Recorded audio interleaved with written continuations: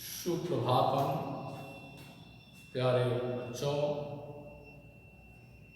क्या पाया जाता है? हाय हाय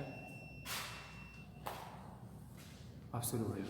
14 सेकंड होता है। चलिए सुप्रभातम प्यारे बच्चों। जो है सुप्रभात प्यारे बच्चों, देखिए कक्षा 11 विषय हिंदी, उपविषय काव्य, शीर्षक भ्रमर गीत, रचयिता सूरदास। देखिए भ्रमर, भ्रमर माने भंवरा होता है। भंवरा, भ्रमर गीत, क्योंकि कन्हैया को भी भ्रमर कहा गया है। प्यारे बच्चों,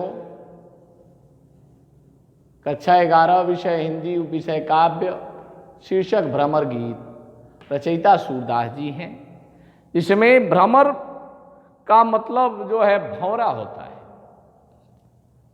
तो भ्रमर गीत, वहां भ्रमर कन्हैया को कहा गया है। यहाँ भ्रमर जो है नंद नंद नंदन जशोदा नंदन ब्रजकंद आनंद कंद त्रिपुर सुंदर मुकुंद माधव कन्हैया को कहा गया है। प्यारे बच्चों, आप चाहेंगे कि जिसके शीर्षक व जिसके बारे में हम पढ़ें उनके जो है हम जीवन परिचय के बारे में कुछ जान लें, तो आइए हम उनके जीवन परिचय से आपको अवगत कराते हैं।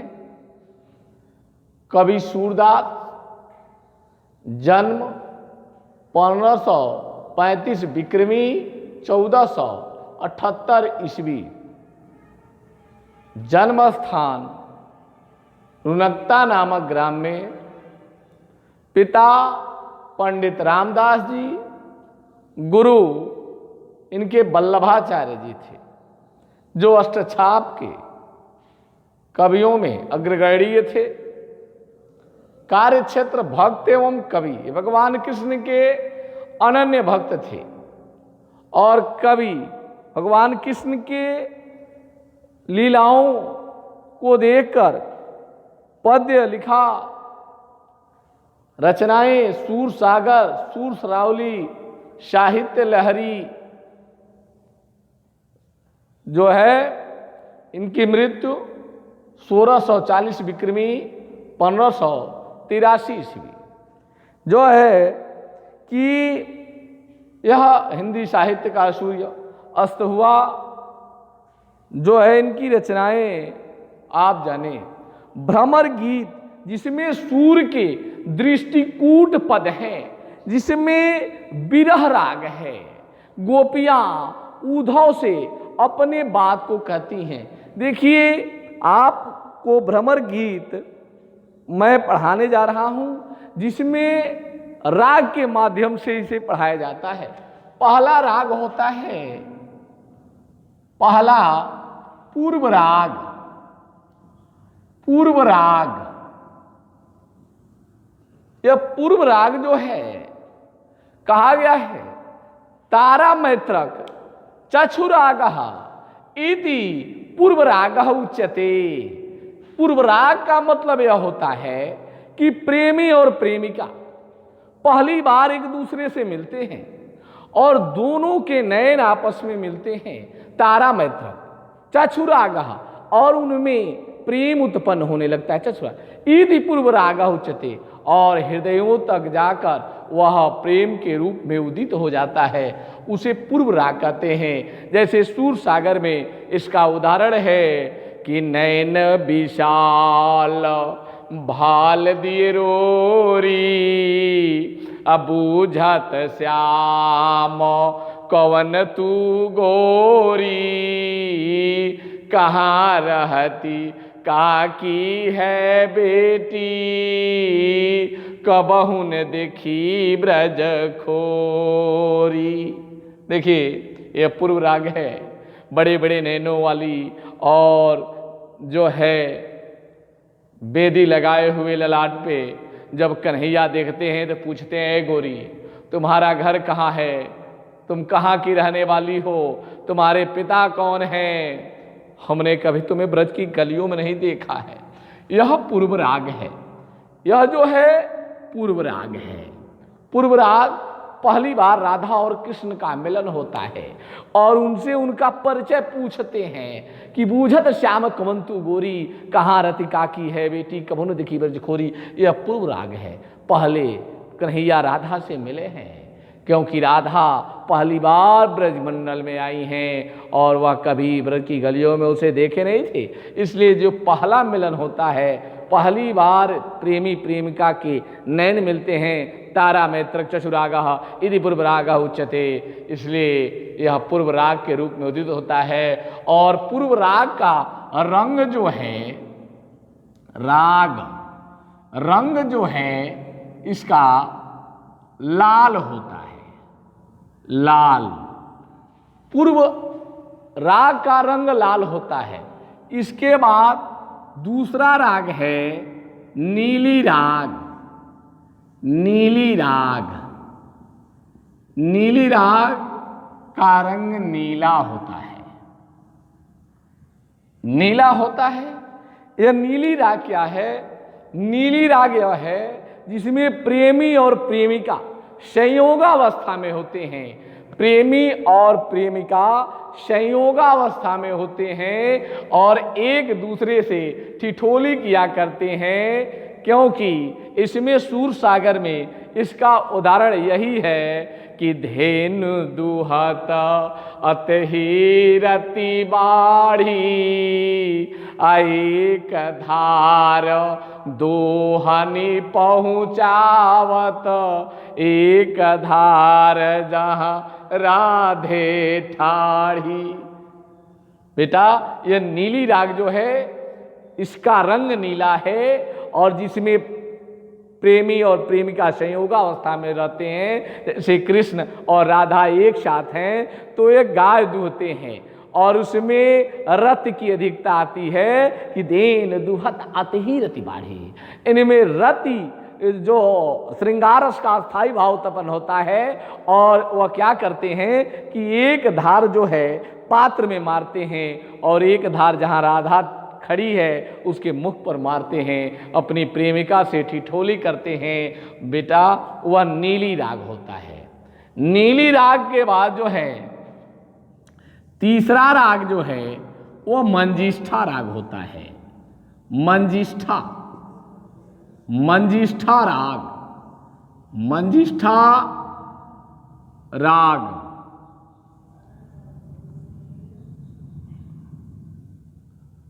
राग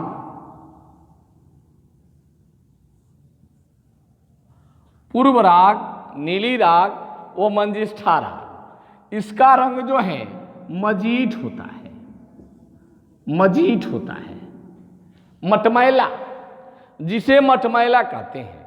यह मंजिष्ठा राग है जिसमें कृष्ण और गोपियां, एक गोपी एक कृष्ण, एक गोपी एक कृष्ण जो है महारास होता है, जिसमें सूर सागर में सूरदास ने कहा है कि मानो माई घन घन अंतर दामिनी, घन दामिनी दामिनी शो घन अंतर, शोभित शोभ्रज भामिनी, काम विमोह्यो कामिनी, सूर श्याम काम विमोह्यो कामिनी। कहते हैं कि एक गोपी एक कृष्ण, एक गोपी एक कृष्ण, एक बादल एक बिजली, एक बादल एक बिजली, एक गोपी एक कृष्ण, एक गोपी मानो माई घन घन अंतर दामिनी। माने एक बादल एक बिजली, एक बादल एक बिजली, एक बिजली एक बादल। जैसे इसका अभिप्राय हुआ कि एक कृष्ण एक गोपी, एक कृष्ण एक गोपी। गोपियां गौरवर्ण की थी और कृष्ण सांवले थे, इसलिए उन्हें बादलों से उपमा दी गई और गोपियों को बिजली से उपमा दी गई, जिसमें यह महारास हुआ। इसे मंजिष्ठा राग कहते हैं। और मंजिष्ठा के बाद जो है चौथा राग जो है वह मान है, मान, जिसमें प्रेमी प्रेमिका रूठती है और प्रेमी उसे मनाता है। जैसे राधा रूठ गई और भगवान कृष्ण ने कहा, जब गए मनाने तो कहा, भो हे देवी मैं हरि। कहा बंदर हो? बंदर?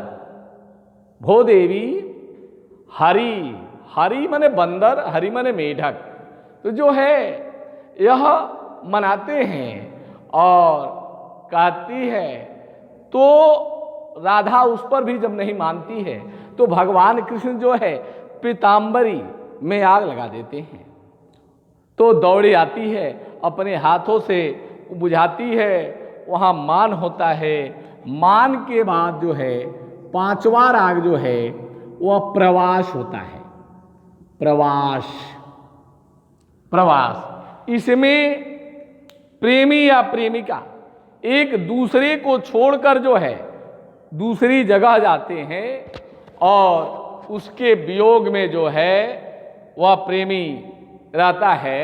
ऐसे ही सुरसागर में इसका उदाहरण दिया गया है कि अति मलिन वृषभान दुलारी हरिश्रम जल भीजो उरयंचल तिहि लालचन धुआवती सारी।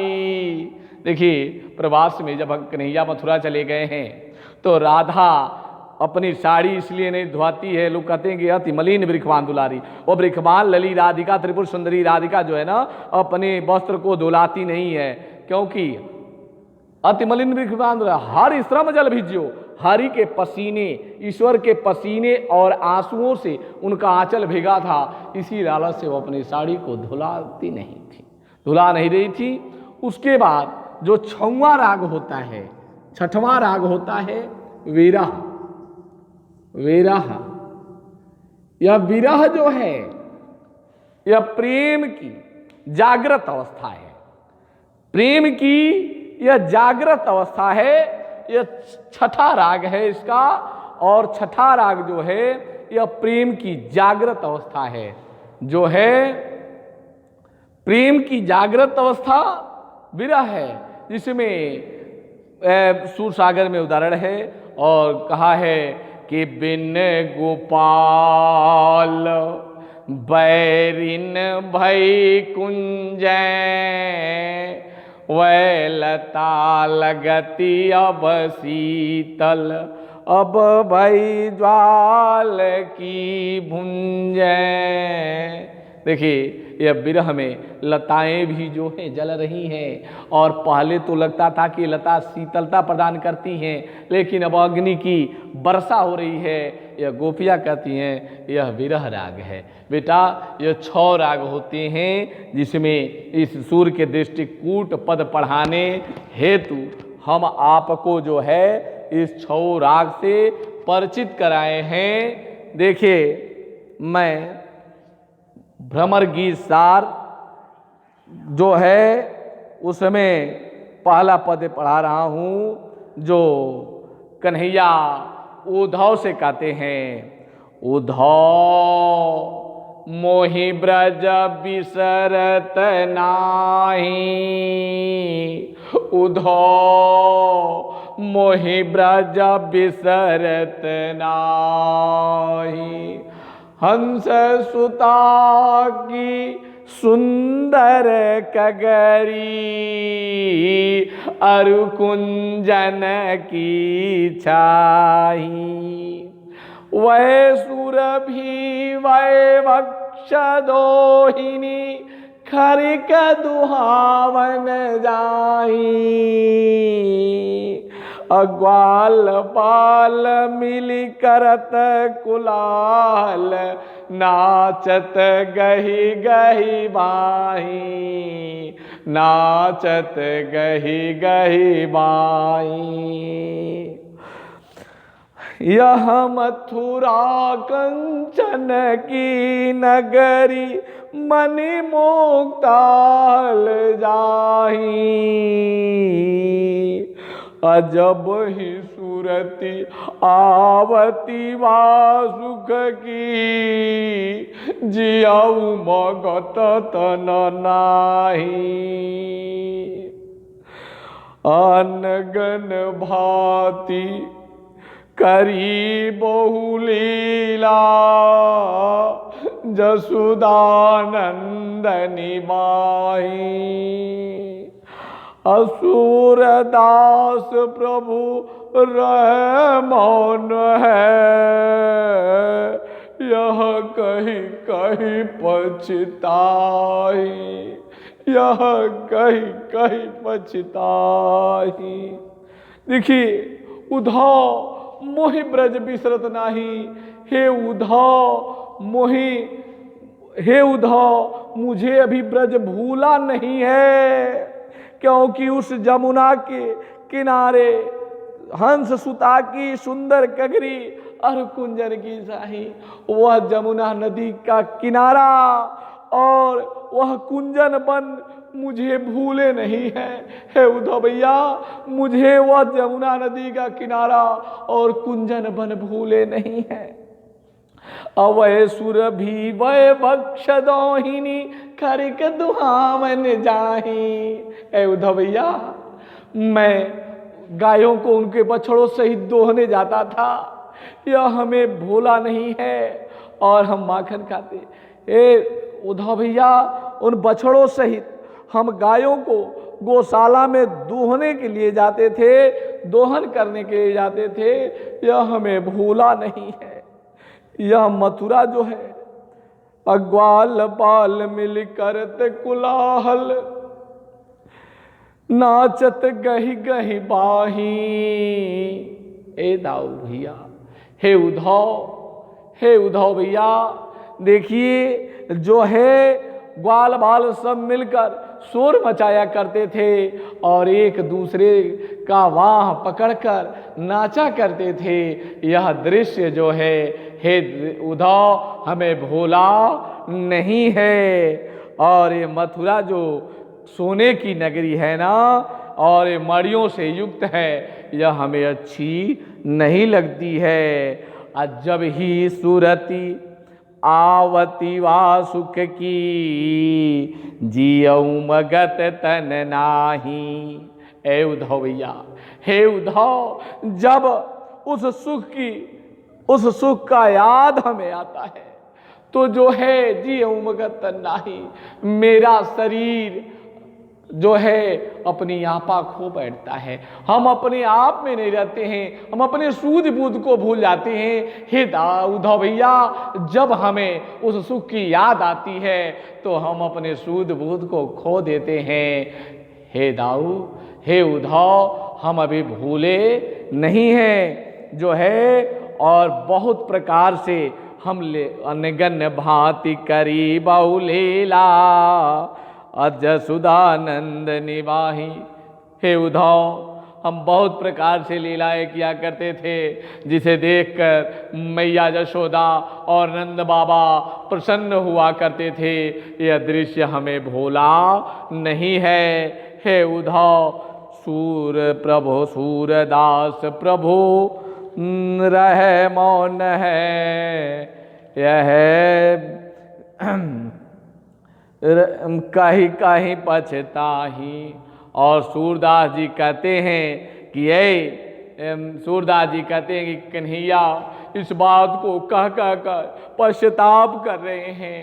देखिए प्यारे बच्चों, मैं आपको एक बार बता दूं कि जो है उद्धव से श्री कृष्ण कहते हैं नंद नंदन जसोदा नंद ब्रज कंद आनंद कंद त्रिपुर सुंदर मुकुंद माधव कन्हैया कहते हैं कि हे उद्धव, मैं अभी ब्रज को भूला नहीं हूँ। वह जमुना का किनारा और कुंजन वन हम भूले नहीं हैं। ए उद्धव जी, वह जो है हम गायों को गौशाला में दोहने के लिए जाते थे, उस दृश्य को हम भूले नहीं हैं। हे उद्धव, हम ग्वाल बाल एक साथ मिलकर शोर मचाया करते थे, एक दूसरे की बाह पकड़कर नृत्य किया करते थे। इस दृश्य को मैं भूला नहीं हूँ। यह मथुरा सोने की नगरी है, मड़ियों से युक्त है, लेकिन मुझे अच्छी नहीं लगती। जब उस सुख की याद आती है तो हम अपने शरीर के सब सूध बूध जो है खो बैठते हैं और अनेक प्रकार से हमने लीलाएं की, जिसको देखकर मैया जशोदा और नंद बाबा प्रसन्नचित्त होते थे। सूरदास जी कहते हैं कि नंद नंद नंद जशोदानंद ब्रज कंदया आनंद कंद त्रिपुर सुंदर मुकुंद माधव कन्हैया कहते हैं कि यह इस बात को कह कर पश्चाताप कर रहे हैं, इस बात को कह कर पश्चाताप कर रहे हैं। प्यारे बच्चों, हमने आपको सूरदास का जो है आपको बताया, सूरदास भ्रमर गीत सार के बारे में, जो प्रथम पद इनके व्याख्या की। धन्यवाद। आज इतना ही, और आगे की वीडियो में